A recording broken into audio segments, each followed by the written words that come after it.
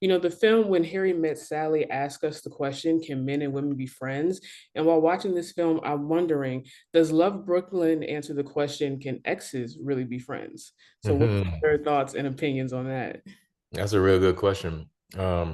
It's funny you mentioned When Harry Met Sally. We talked about that movie a lot when we were preparing. It was like definitely an inspiration for us. I don't know if it answers the question, but I think that it makes a strong case for no. um, Casey and Roger, as you find out in the movie, have been kind of on again, off again for quite some time, and there's a lot of love between them. Well, I'm not even sure we can call it. There's a lot of care and Right. connection and chemistry between them, um, but it seems as if every time either one of them tries to move away from that relationship and into something more serious, the other one reacts in a way. So I'm not sure we can call that love, but I think in the case of this movie, it definitely is saying that in order to move forward with your life, you're gonna have to let some things go. Absolutely. And one of the quotes that I took from the film, when they were in the art gallery, they say the quote, "You can't get caught up in what's behind you. You really can't, look at the past and, have that be what you use for the future." So one of my questions might be, what's something that you've had to leave in the past before that don't take with you to this present day that you think really, helps you as the person that you are right now? You ask great questions, man. That's good. I think it's something that I've like let go, and then it came back, and I had to let it go again. It kind of keeps on coming like that, but it's self doubt. Like I think have struggled with self doubt throughout much of my life, Hmm. and yeah, sometimes that shows up as like self criticism. Sometimes it shows up as like feeling paralyzed, like I can't do anything, or um, yeah, sometimes it shows up as like me just locking myself in my house and not going nowhere for a while because I don't feel like. But I've learned to let that go for the most part. And then again, it comes back, and then we have to have a little conversation together, and then I'm able to let it go again. So it's an ongoing kind of negotiation. But I would say that's the one thing that once I did let it go, it freed me up uh, in a profound way. Absolutely. You gotta take all positive things with you to the future. Yeah. Another thing that I wanted to talk to you about was in this film, Roger was really balancing two different relationships. So in your life, whether it's career, personal dreams, what two relationships have you balanced? And then what have you learned from trying to balance both of those? Yeah, I think it's family has been one. I'm very, very close to my family. They live in Alabama. That's where I'm from originally. And so trying to like be present, you know, for my family, and then also have a career in this business, which demands that you be available all the time and be willing to go wherever at any moment and spend big chunks of time away from your folks. It's like it's difficult to balance those two things. And then now I'm producing more and more. And so now it's about trying, like with the career, that now is split too. So now it's like it's not just acting. Now I'm trying to figure out how to balance the acting stuff with the producing stuff. How do I find balance with that? Um, so it feels often like I'm trying to spin at least 4 or 5 plates at the same time. And inevitably things fall. But I think what it has taught me is, or what it's teaching me rather, is how to be efficient and to be clear about what my priorities are. I'm realizing that like I can't do everything. I can't be everywhere. I've tried and I can't be. And that some people are gonna get mad and disappointed, and you got to just let them be mad and be disappointed sometimes. So I'm learning that. I'm not good at it yet. I still try to do too much, but I'm learning. There we go. Effort is all we need, to be honest. And you're doing that for sure. And like you said, you're from Alabama. I'm from Mississippi, and one of your co-stars in this film is Roy Wood Jr. So y'all had definitely have that Alabama connection. Love seeing Southern people in the arts. So how was it working with him, his comedy timing, and then his character, who's in a completely different world than yours? He's married. He's a committed man. You see him. He's committed, but he's like just still trying to live the single life a little bit. So just how is it working with him? And then what are the similarities that you see between both of your characters and also a few differences? And Roy's so dope. Roy is so dope. I hit Roy up about this movie. And before I could even get out of my mouth what it was, when it was, what he was gonna play, he was like, "Man, I'm in. I'm in." When we start, he's just like that, man. He really is like ride or die, and I really love that brother. And yeah, he's brilliant. Obviously, we know him as being a brilliant comedian, but also there's a simplicity and like a sensitivity to him that I think comes through in this movie that's gonna surprise some people. He's talented as much more than just a comedian. Not that that's not enough, it is, but he can do many things. And what we hoped in this movie was that we would give people a chance to do stuff that they don't always get to do. Like for me, I never really get to play the like romantic lead, and I always wanted to see if I could do that and what it would feel like. And I think, Nicole gets to be kind of messy and confused, and DeWanda gets to be a mom and like and like a kind of mature parent, one single mom. And Roy gets to do some acting that's different than his comedy. So, and then Cassandra Freeman, who's a brilliant, brilliant comedian, a brilliant actress, but it's so funny and has always been that way. But she rarely in the business gets to just like let her hair down and kind of do her thing. So everybody's getting to do something new, and that's one of the things I really love about it.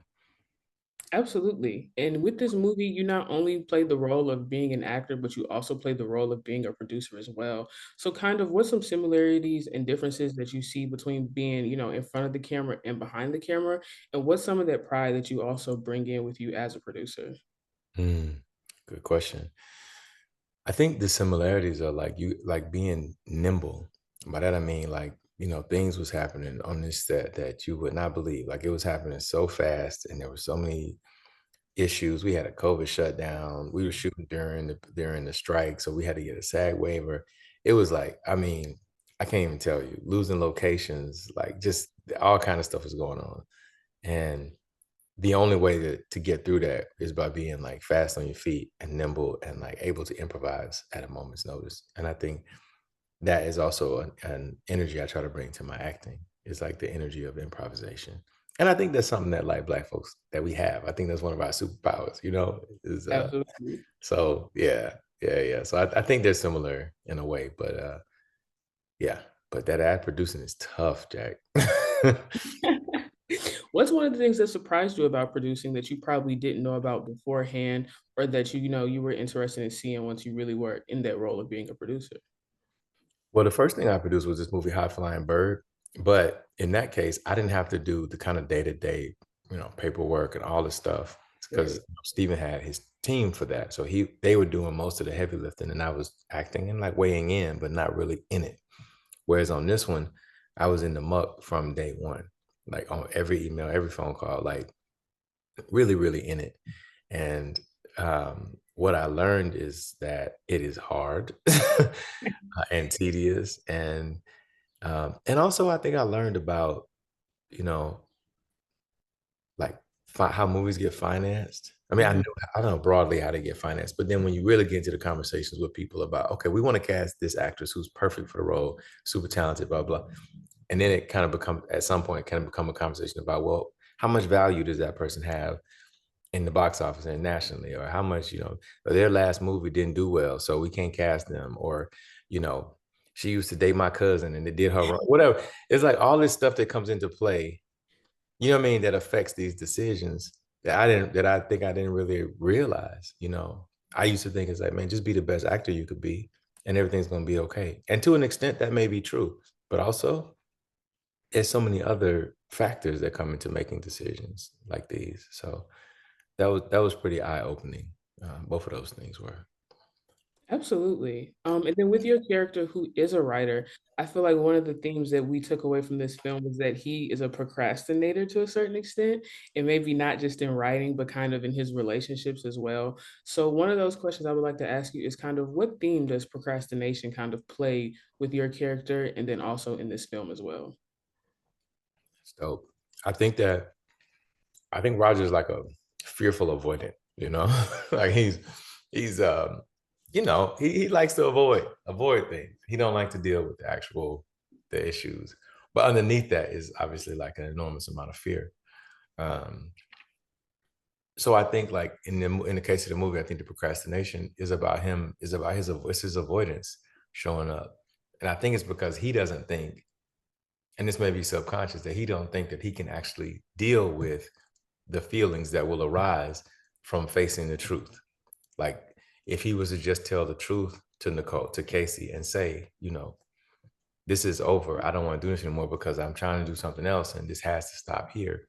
Then the feelings that are going to arise with that, I don't think he trusts himself to like really take care of himself because he don't spend enough time alone to know how to That's do that. You know what I mean? yeah. So, so I think that produces this element of like procrastination and avoidance and riding the bikes all over and smoking and not really doing his work, and you know, because it keeps him stuck in the same place. Absolutely.